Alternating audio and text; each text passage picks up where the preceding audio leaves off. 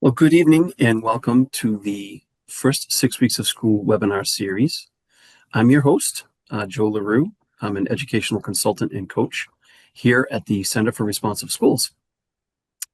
We know that setting up our students for success means planning and taking steps before the first day of school and implementing those during the first 6 weeks. In our previous webinars, our previous 3 webinars, we asked our first 6 weeks of school conference speakers to share how they established the beginning of the school year and why it is important, and how do they maintain that momentum through the end of year closing ceremonies. Today, we've asked National Blue Ribbon school leaders to share how they establish a strong foundation for the school year during the first 6 weeks.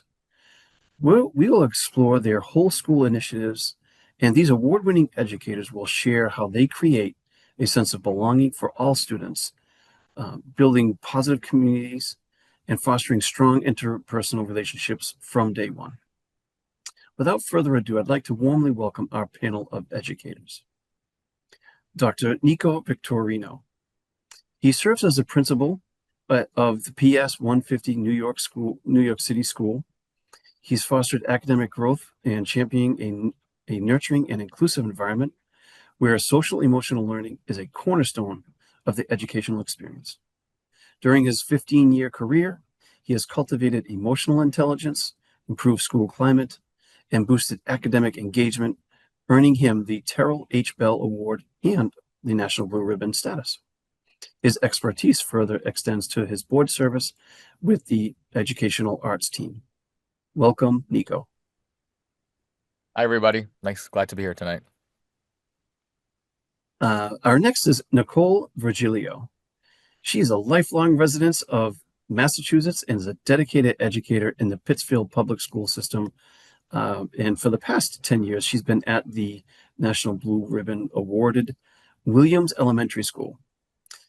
She's an active member of both the instructional leadership and the district literacy teams, contributing to the development of the instructional practices and literary initiatives. Her versatility spans teaching multiple grade levels, leading professional development, and a deep dedication to students, colleagues, and the broader school community. Welcome, Nicole. Thank you for having me. And finally, also from the Williams Elementary School, for the past 8 years, Justin Kie-Burdick has taught at the National Blue Ribbon Award School Williams Elementary School in Pittsfield, Massachusetts. He's a member of the instructional leadership team and actively participates in the district's diversity, equity, and inclusion task force. In addition, he fosters critical thinking and social awareness with his 5th grade students through anti-racist book clubs and social studies curriculum. Welcome, Justin. Thank you very much. Glad to be here.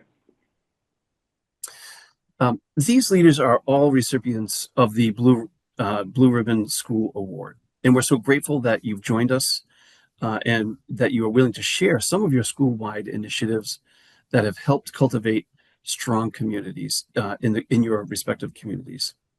And that you'll be speaking. We're also grateful that you'll be speaking at our conference this July, and we're delighted to partner with you in this work. Starting with Nico, can you share a bit about your work and school and a few things that have been important to you in shaping your whole school culture? Absolutely. So, actually, before I start, I just want to say shout out to all the teachers out there for Teacher Appreciation Week. You are the backbone of society, of a democratic, just society, and I truly believe that. So if you're here, you're a teacher, shout out to you. And if you're not a teacher, but used to be, shout out to you as well. And I guess to answer your question, Joe, the priorities when I became a principal 4 years ago at PS 150 was that we have students coming from all 5 boroughs of New York City, and so what that looks like is it's a pretty large geographic area that our students are coming literally from all over, because our school is situated where all of the businesses are and city offices are and government offices. So we have really a very diverse mix of students, and so one of the priorities there was to make sure that we had an SEL layer an SEL component layered into every minute of instruction that the kids were in our care. So, I took the first couple of years to try to really figure out what are the gaps in our social emotional learning program, what are missed opportunities for staff to connect with students, for students to connect with each other, and for staff to connect with parents. Um, After doing a couple of years of trying to figure out what those gaps might have been, I, along with a group of teachers, decided that we probably had to implement as a stronger, more explicit social emotional learning program. So we hired a school social worker in addition to our school guidance counselor. One of the things that came out of that mini think tank or group of teachers was that the social worker and guidance counselor at our school would teach classes into every single section of the school starting in 3K. And the skills that we addressed were universal things, right? Like essentially we worked backwards from our goal of, okay, when the kids leave us in 5th grade, who would we like them to be? And essentially the answer was we want them to be happy, thriving, almost 6th graders who know how to communicate with others, who can be empathetic, who are willing to listen to different perspectives, and who are able to problem solve and then advocate for themselves. So it was really those priorities that we were like, okay, this is what a PS 150 student we would like to be when they leave, because that's just who they're hopefully become as adults. And so in shaping the school culture, I think that relying on keeping the kids at the center and thinking about what we would like for them, the consultation with the parents as well, and the kids too, is something that guided our work, and has guided our work. Mhm.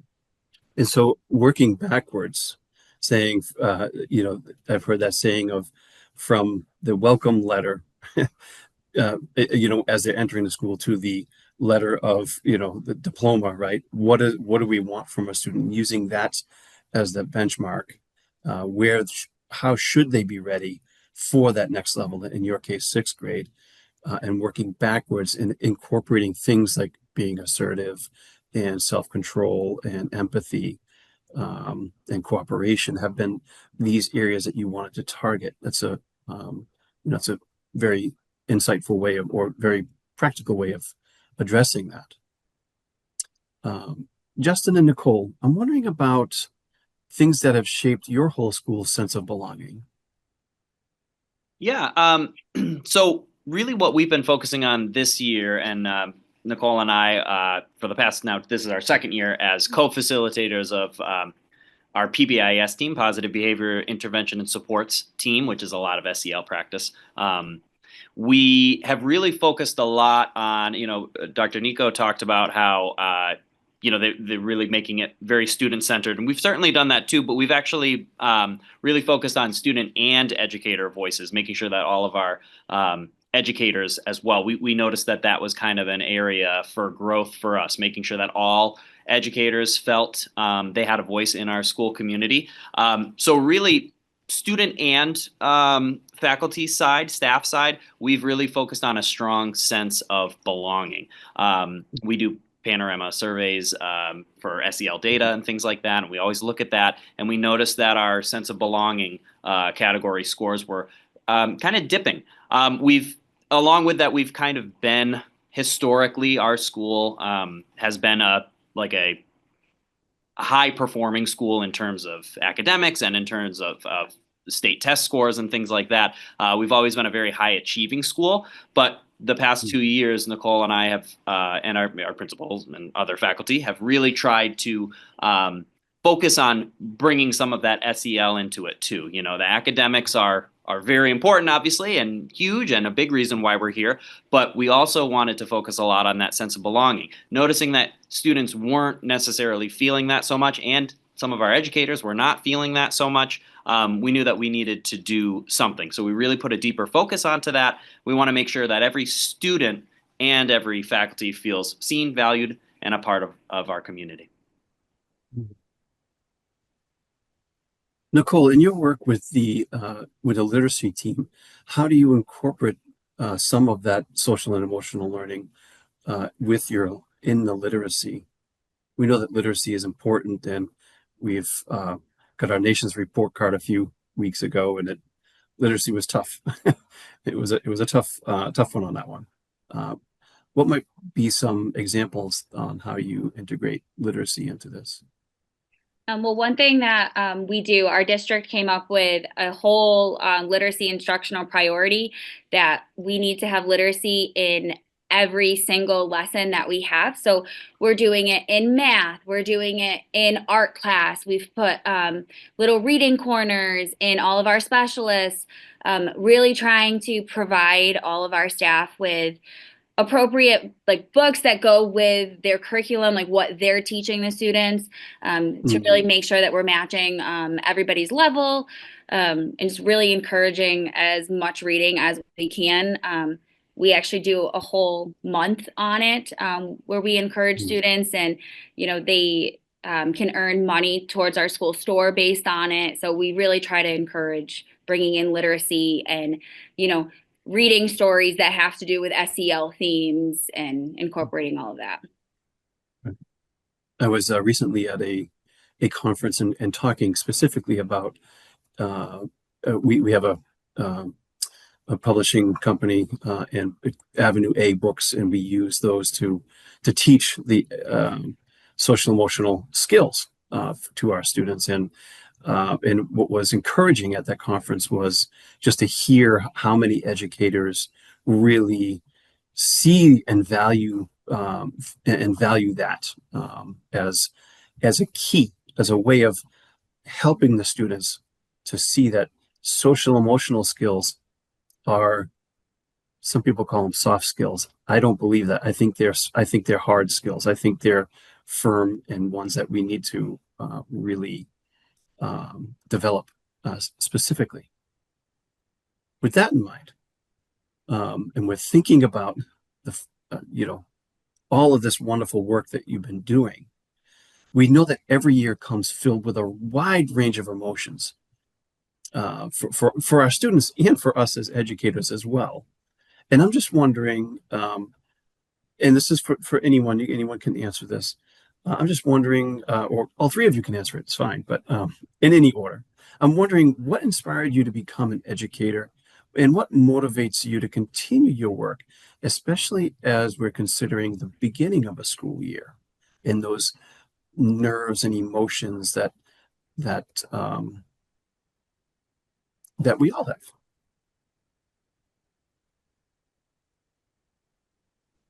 I can answer that. So when I was in elementary school, I wasn't one of, the popular kids or anything like that.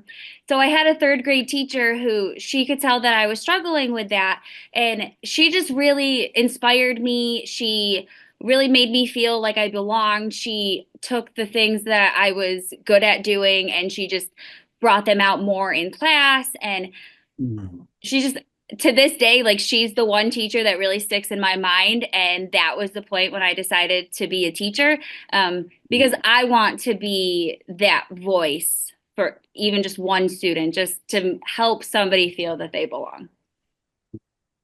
By having that positive experience and the teacher capitalizing on your strengths, right? It actively engaged you and brought you into the noble profession of education.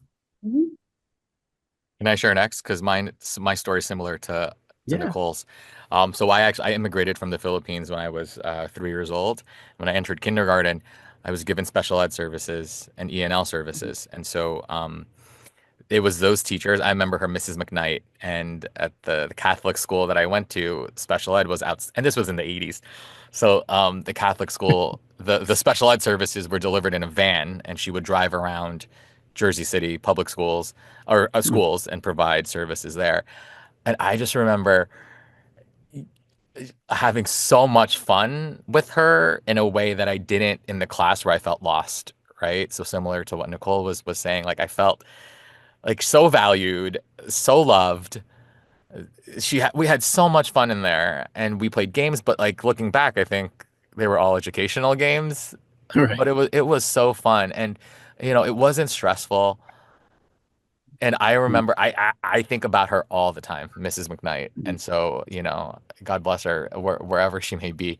But I always think about her impact on me and what I wanted to hopefully do that for other kids. And I hope to do that on the scale and whatever position that I have. Yeah. I mean, you're quite literally changing somebody's life, right? And you can change their whole life trajectory with Right. education. And that's, I think, what sustains me.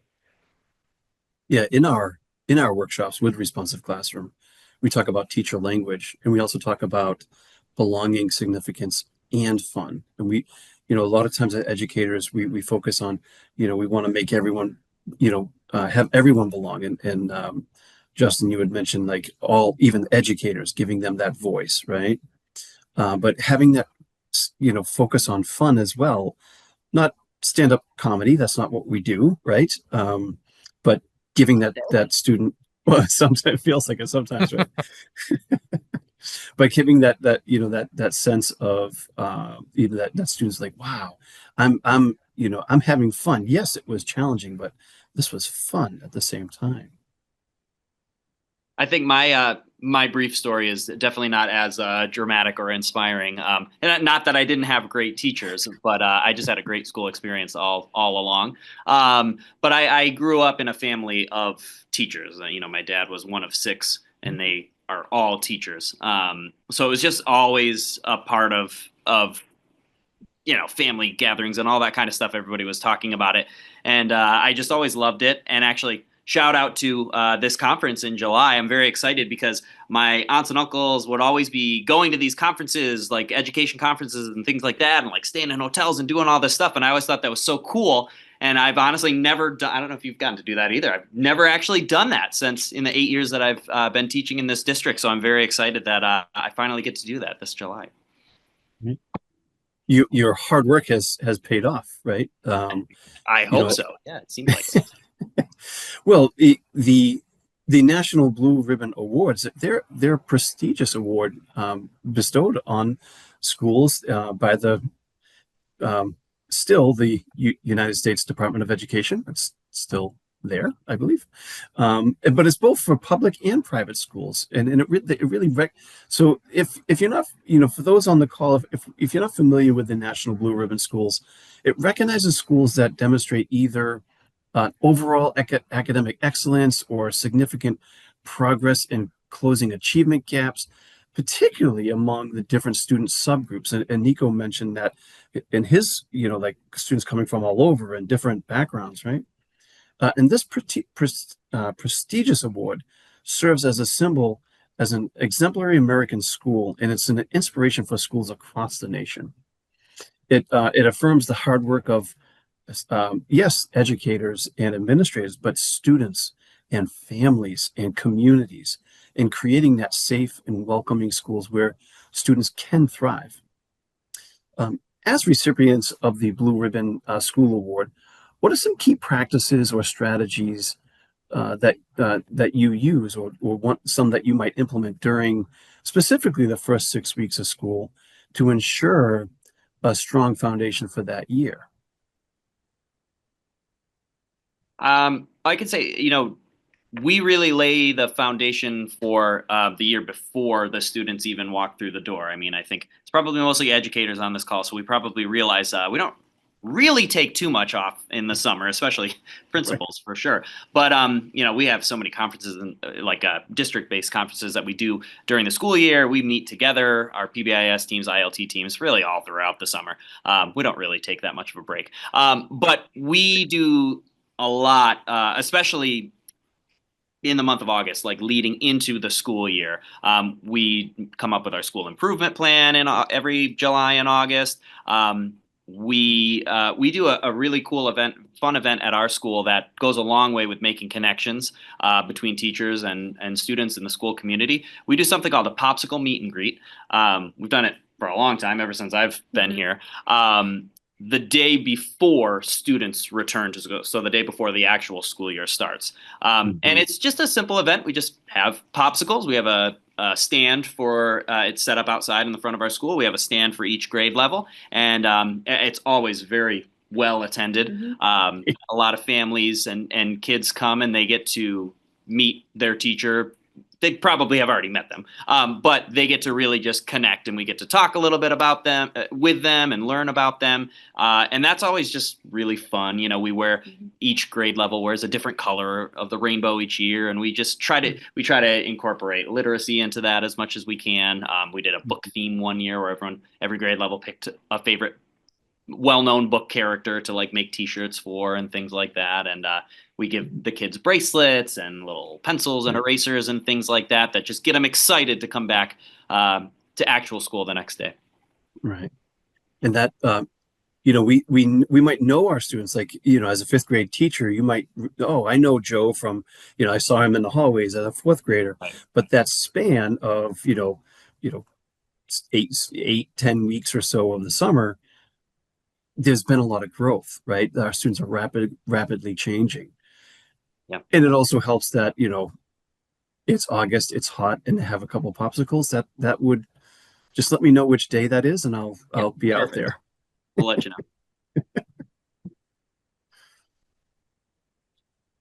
I can chime in. I think I have to copy that idea. That's a really nice idea.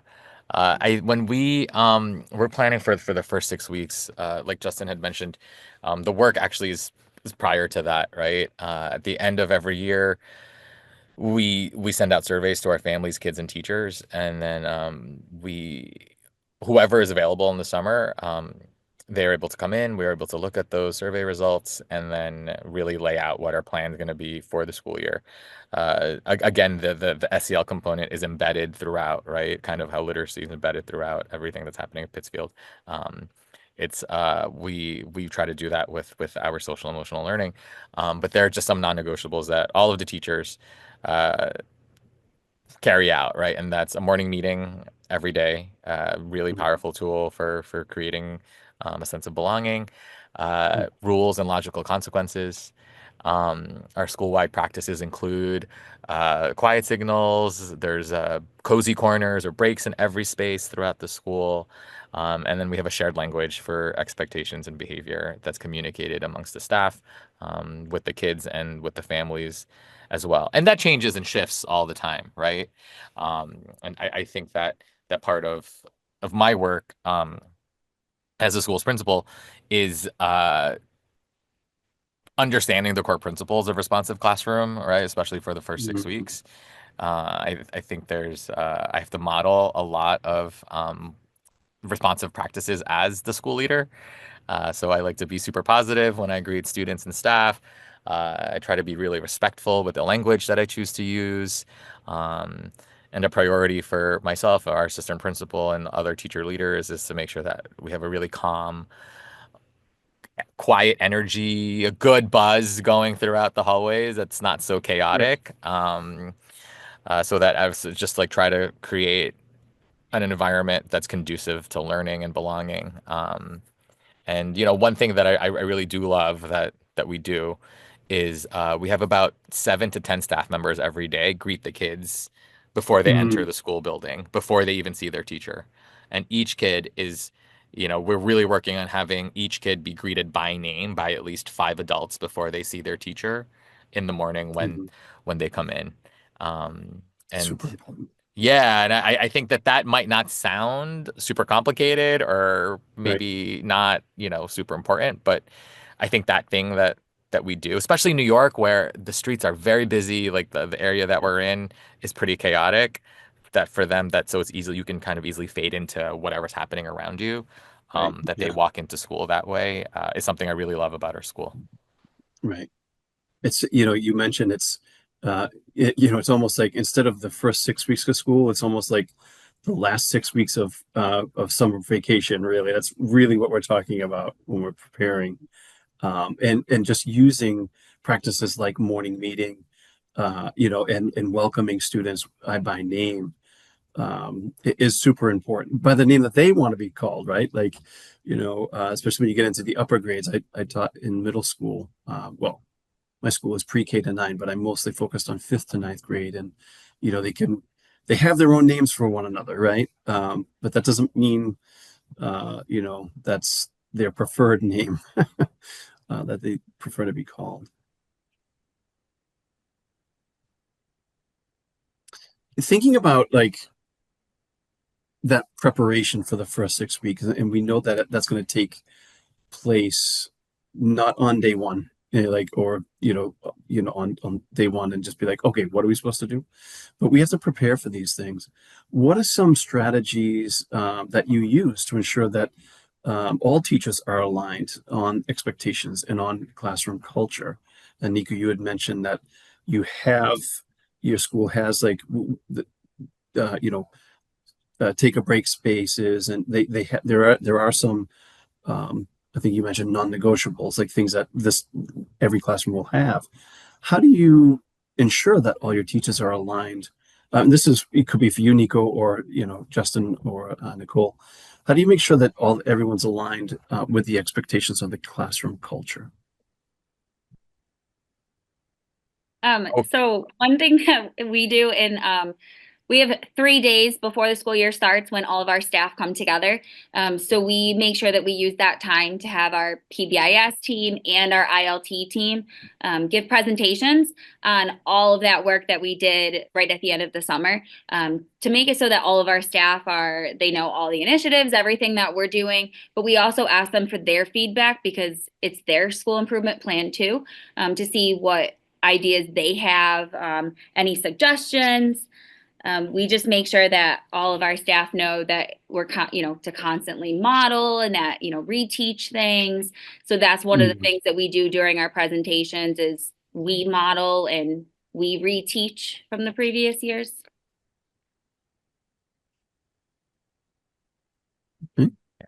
I've been focusing a lot on teacher wellness and staff wellness in the past couple of years as I mature into the principalship.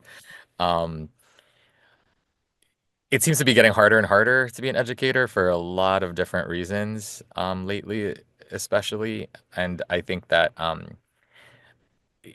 as our school's principal, I conduct walkthroughs every day with myself, my assistant principal, and it's not even evaluative. It's just to say hi to the kids and teachers. So I try to get into the space, into every instructional space at least once or twice a day. It's just say hi to the kids, very low stakes. I think that all of the things that we're talking about here tonight and all the things that makes great schools great is starts with the teachers. Like they have to be taken care of. Right. And I really have been worrying about the load of the bureaucracy sometimes that we're seeing, demands on our teachers, the time, not like the workload, the emotional load of being an educator. I see Justin and Nicole in their classroom, like, at 7 o'clock, at 7:30. Right. They're here to spread their knowledge and expertise to whoever wants to improve their classroom or school. Like that, in my experience in the past 18 years, is every teacher I've come in contact to has been that way. That they care to a point where it's hard and it takes its toll. So as a principal, I've grown into this kind of this leadership position where if I take care of the teachers, they will take care of the kids. And that Yes.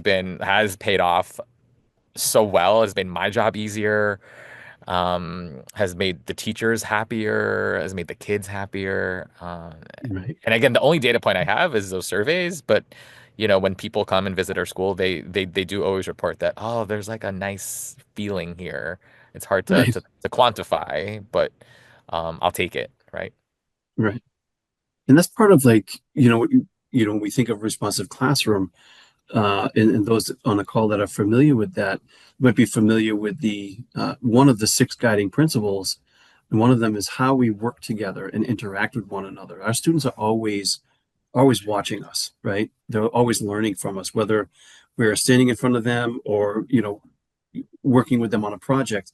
They're also watching how we interact with one another. And so that time that you take to walk around, and as as a principal of the school, really sends a volume of or speaks volumes of creating that positive community and that inclusive and supportive learning environment for all students.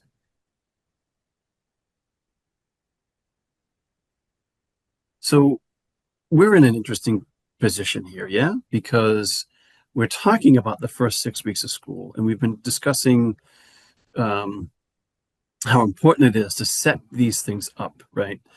And in our first 6 weeks of school book, we talk about really the first 3 weeks, what we need to be doing on day 1, 2, 3, and through the next couple of weeks, and on week 4 and 5 and 6, how do we reinforce what the foundation we've established? But are we about 6 weeks away from the end of school at this point? So Oh, yeah. as our year comes to a completion, looking back at the beginning of the school year, what was a memorable moment from that first 6 weeks that really set the tone for the rest of the year?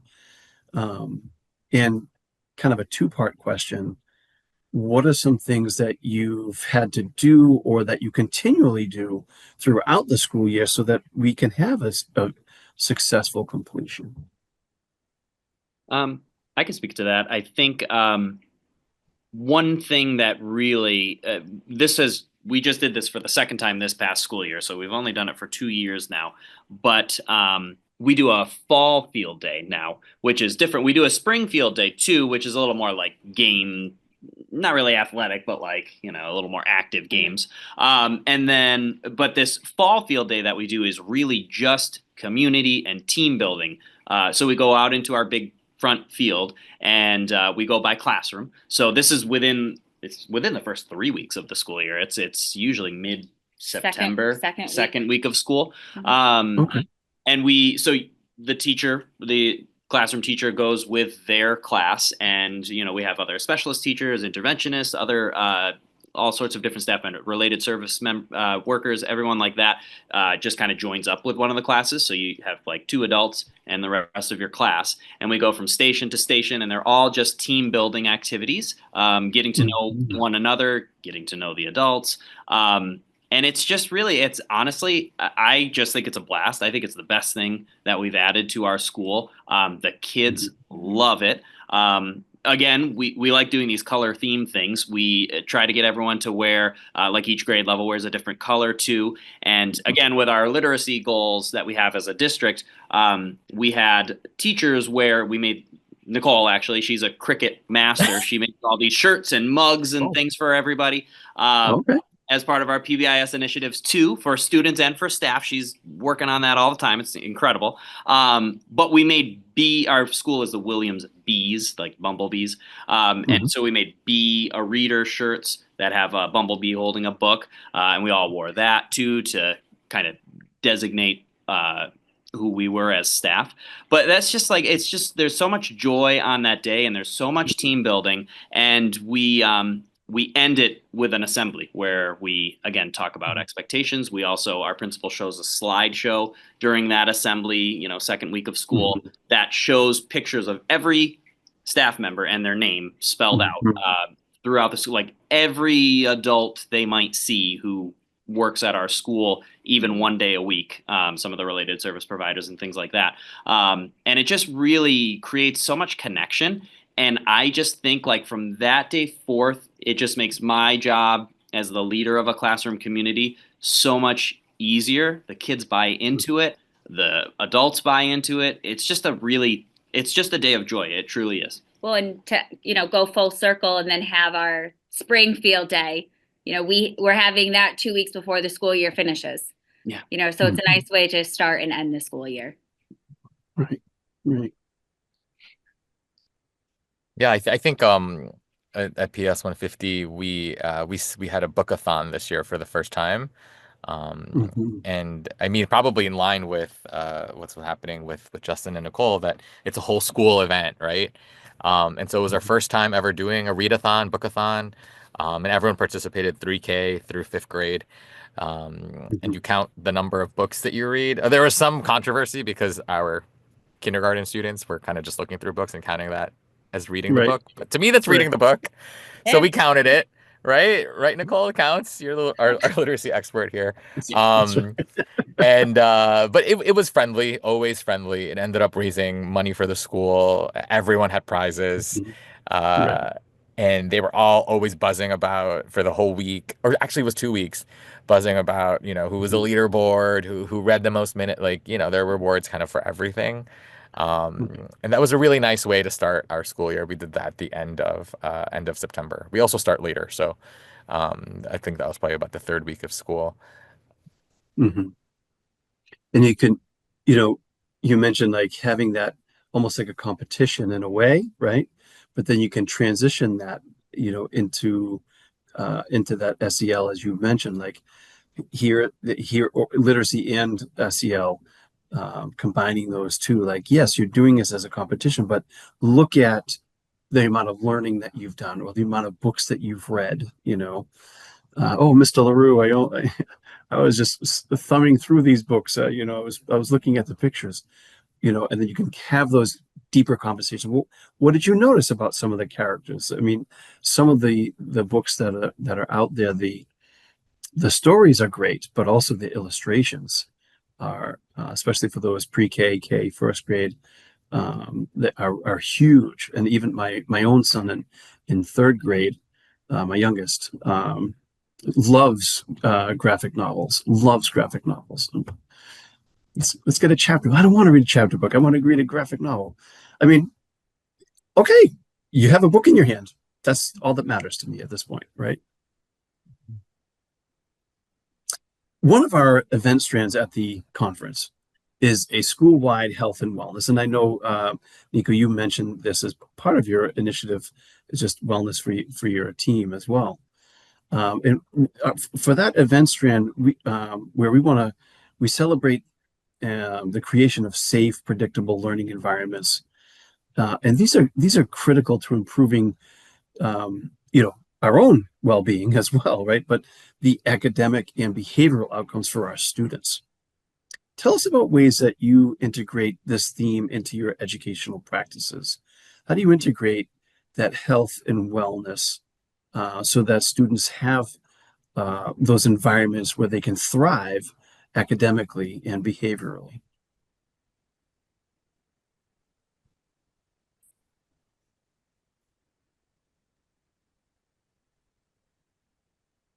I can go first. I think that in terms of school-wide health and wellness, um, I like to look at that piece of our work and depending on the stakeholder that we're thinking about, right? So for example, I like to have the buckets of like staff, students, and parents and families, and I like to think about wellness that and how that applies to all of those buckets of people, right? That we serve at our school.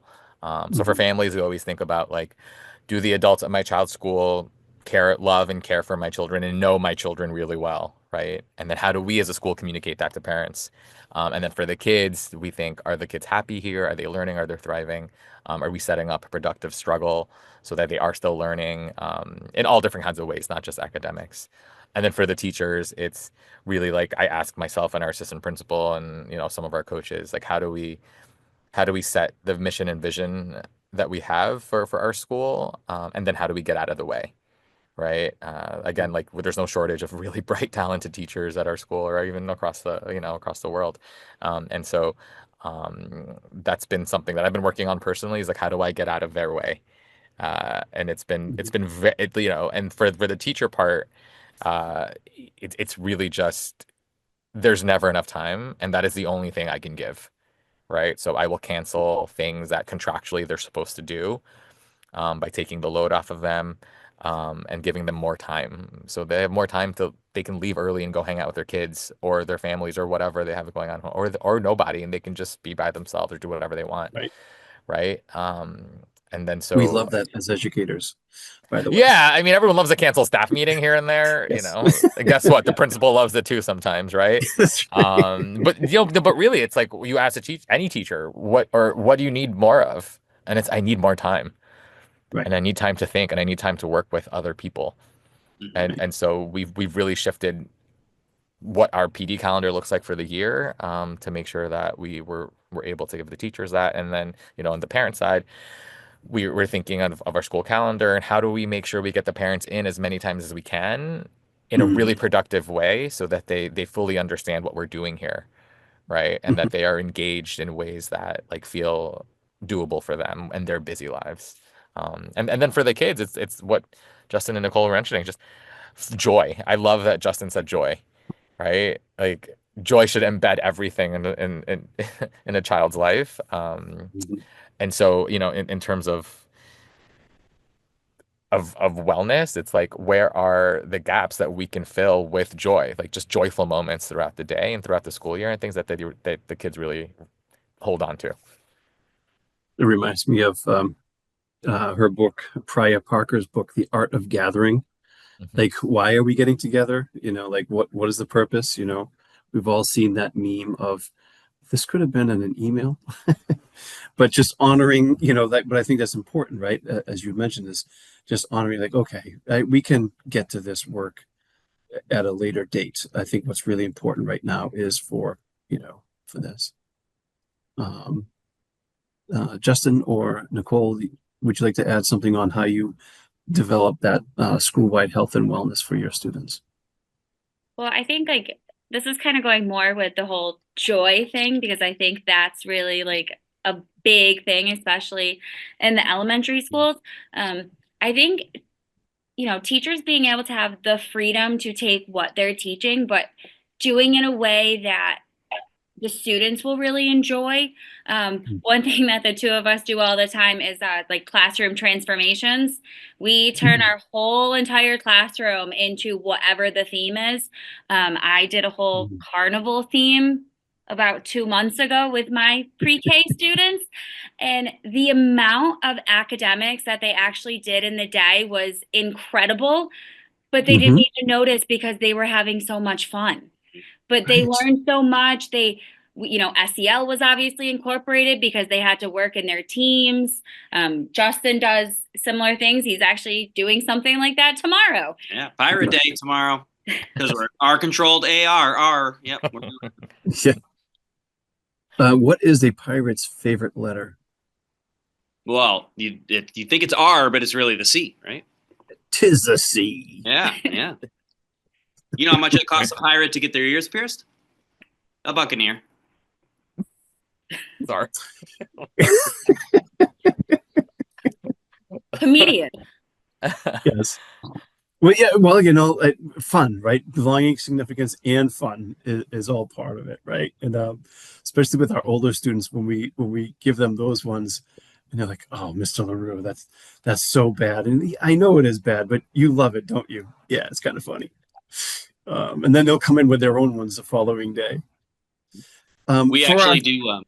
Sorry, I didn't mean to cut you off. We actually do. We added this in this year to the announcements. Is we actually do the morning announcements from my classroom, and we have different kids, different grade levels each month come in. And you know, I love jokes, dad jokes especially. So we do a joke of the day, and then partway through the year, some students suggested we should have some student submitted jokes too. So that's been a huge thing. So every morning I read one of my jokes on the morning announcements, and then we read a student submitted joke as well. So that's, again, just getting that humor and that joy in, just we don't have to take everything so seriously.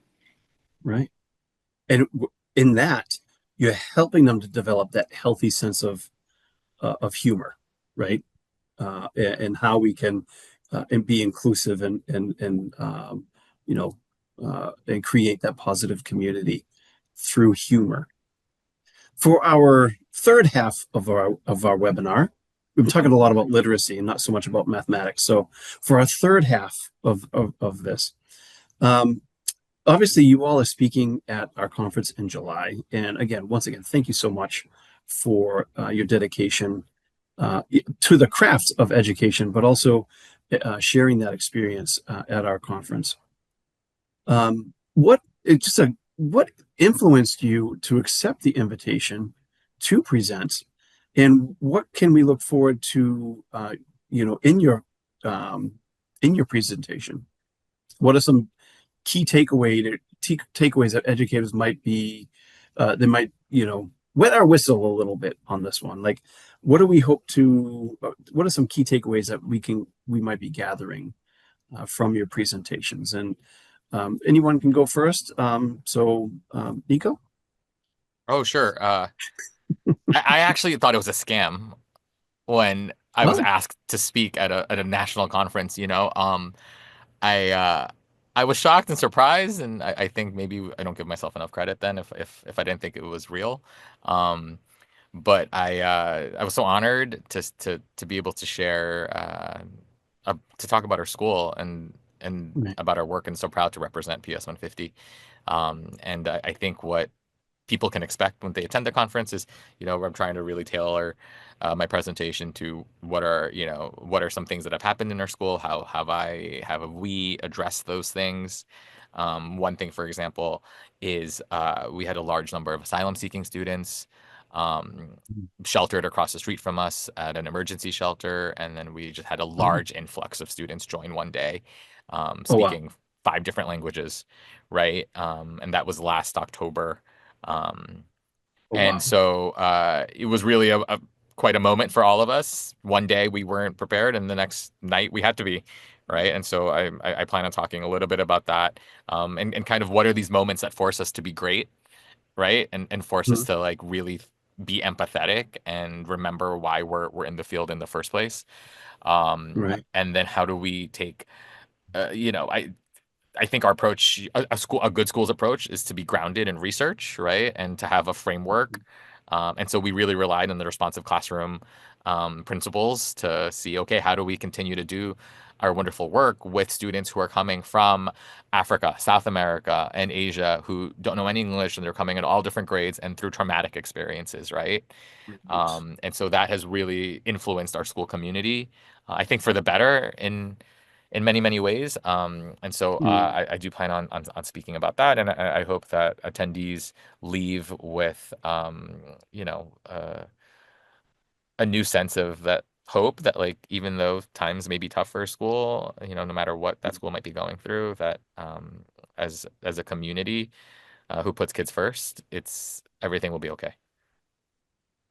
And that's clearly a very extreme example, right? That you've lived through and those experience for you as a principal, for your educators, for the students and the students themselves that are showing up to a new country. How do we converse? Like how I'm trying to find out where the bathroom is, Yeah. but I don't know how to say that in English, right?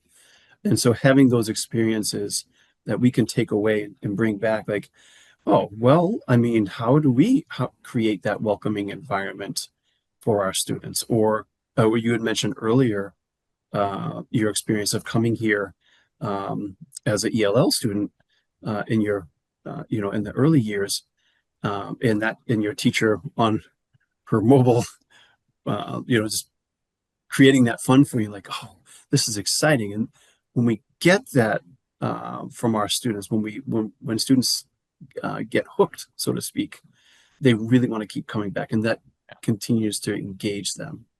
So I look forward to that. Right. Justin and Nicole. Yeah, I mean, we were just, like Nico said, just very honored to be, asked to participate in this kind of event. Really just is going to be an awesome experience, already is an awesome experience. We're really just excited to share what's worked well in our school, hopefully help some other schools. Because Nikki put it better today when we were talking about some talking points we would have tonight and looking at our presentation going forward into July. But Nikki said it great. We're really here. We're not just here for our students. We're here for all students. So anything that we can do to help any other teachers, students, principals, whoever it is, just having ideas and learning from each other. We're all lifelong learners, all of us who entered this field. So we're also just really excited to check out some of the other speakers and presentations at this conference as well, and see what else we can take back to our school as well.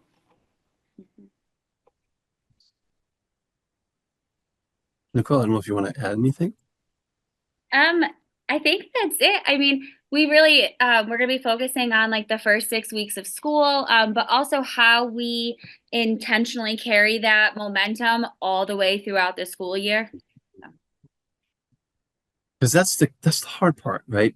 It's easier, if there's like, okay, great, day one, this is what I'll do. Day two, do this. Day three, do that. Okay, what about What about day 101? What about day 100 and like the middle, the four of us are coming from the New England. Well, okay. Sorry, Nico, I'll loop you in on that. But from this general area where the winters can get long and gray and not so fun. So like that January, February, and even sometimes March when it's like March. Yeah. like Puxatawny, you sure? Yeah. So that's a huge takeaway of how do we sustain throughout the school year. I do want to, I know that we have a little bit more time so I'd like to just kind of open things up. If folks have a specific questions, you can go ahead and type them in the chat. And hey, our wonderful Kristen Vincent is there to help with that. Yeah. Happy to field any questions that anyone has for our speakers about their schools, how they set their students up for success. I loved hearing about the sense of belonging that you all create in your schools for students and staff. Nico, like you said, you take care of the staff, they take care of the students. Mhm. It's all related, right? It's hard to be a happy, engaged student if your teacher is not happy and engaged. Great question coming through right now about how you include parents. I know, Nico, you shared a little bit about that. Making sure that you have productive opportunities to have parents in to see exactly what's going on. How about at Williams Elementary? Every year we do a survey for all of our families so that they could answer the same type of questions about how they feel their student is doing and how they feel that they belong to our school community. But we also do family night events where we invite all of our families to come in, which is really nice. And this year, actually, we have invited parents to come be on our PBIS team so that we can get more parent voice. That's great. We have parents, family members, caregivers running our school store.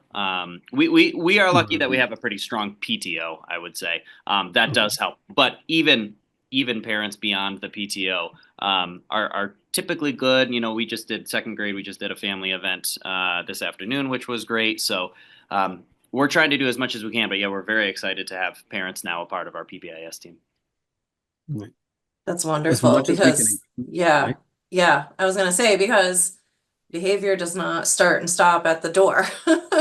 So, all right, Melissa has a follow-up question. How do you choose parents to be on your PBIS team? That's a great question. Yeah. Yeah. So, or I suppose any school initiative or any really, school team, yeah. right? Yeah. Yeah, so we have invited one parent to come this time, and we picked a parent who she currently has a student in second grade, but she also has two more students that'll be coming, and she's going to be having a fourth child. So we just figured that having a parent who's going to be with us for a long time, but also she's not on our PTO. So we're trying to get more parents to be involved and encourage them that you do have a voice. We want to hear it. Plus, I'm also a parent here. So we kind of have a parent teacher co-facilitating our PBIS. So. Right. And so great. So it's not all, because you can have parents that they'll sign up for everything. Right. And that's wonderful. Right. To have that. But, typically if we only hear from one person, then we only kind of hear one perspective. We were very intentional in who we, not that we didn't put it out there, but we were intentional in who we thought would be a good fit as a parent and would actually be productive and help us out. We have a question about advice for a teacher new to teaching middle school. Beginning of second year teacher in August, about setting the right tone for the beginning of the year. So I can maybe share. I used to be a middle school teacher, and before I took on this role at PS 150, I was the middle school director at PS 276 across the street for 6th, 7th, and 8th grade. And my advice to you, Lindsay, don't take anything personally. Any given day, I would have kids say, "Good morning, Nico," and then by like lunchtime, they would ignore me in the hallway, right? I think that have a good sense of humor Don't take anything personally, and just understand like the massive amount of changes that the kids are going through. I mean, I think that there's like that's something we have to discuss, right? Just like adolescence in general is so hard. There's so many demands nowadays socially, on the kids, that like if you are a teacher that the kids know that they can come to when there's an issue and that they trust you, I think you're gonna I think you're gonna be just fine. And kind of off of that too, I think, it's usually talked about a lot in the elementary schools, but I think it's just as important in the middle schools, and even in its own way in the high schools, is especially in those first 6 weeks. Nico talked about it. We've talked about it, is just that modeling, like modeling behaviors, modeling group work, partner work, all this kind of stuff. You have to model, you have to reteach, and you just have to really explicitly teach all of these things. I think a lot of times, and I'm not saying you do this, but a lot of times I think we think even when they're in, fourth grade and fifth grade, well, they know how to work in partner groups, right? Oh, I could just throw them together. And you just can't. I think really at any age, there's always room for modeling, reteaching. And that's something that we talk about in our workshops, right? I mostly do the middle school workshop, and that's a huge part of it, right? How do we model for our students? Because we can get to that stage of like, wow, or even the school I was at, pre-K to 9, maybe like my son, he was there from pre-K to 8th grade, been there 10 years. You should know this, you should know that. He's still 14. He still called me and asked me if I was picking him up tonight. I'm like, no, I told you that your mom's picking you up, but okay. Well, right. Yeah. Oh, That's sorry. great. Kristen. No, I was just gonna say, yeah, that's totally true. And don't make assumptions that they know anything. But also honor their experience that they've had in school. And it's just that you're showing them exactly how you want things to be done in your classroom. It might be different in another classroom, or it might have been different last year. And you're just letting them know how it's gonna roll in your classroom to make sure everyone can do their best learning. For sure. Yeah, great advice. Great question. Well, I just want to say to Nico, Nicole, and Justin, thank you for spending your hour with us. To the other educators that are on the call this evening, thank you for dedicating your time. And to everyone on the call, thank you for the hard work that you do every day for the next generation. In her book, The Sum of Us, Heather McGee talks that it's not a zero sum. Or Dr. King puts it, injustice anywhere is an injustice everywhere. In that quote, it's really important that we are strengthening each other, even though geographically we might be spread out all over the world like we are this evening. So thank you, and specifically to Nico, Nicole, and Justin for spending your time and sharing your experiences and your whole school approaches of responsive classroom and belonging and significance and fun, and obviously setting students up for the success for the first 6 weeks. To our webinar attendees, you can find these wonderful blue ribbon educators at our first 6 weeks of school conference as featured speakers. Nico will be presenting on the impacts of responsive classroom practices on the whole community, including families and parents. So that would be a great topic on that one. Justin and Nicole will be co-presenting on cultivating that sense of belonging in school through routines and student-centered activities. I believe Kristen put the link for the conference for the conference in the chat, so you can go ahead and do that.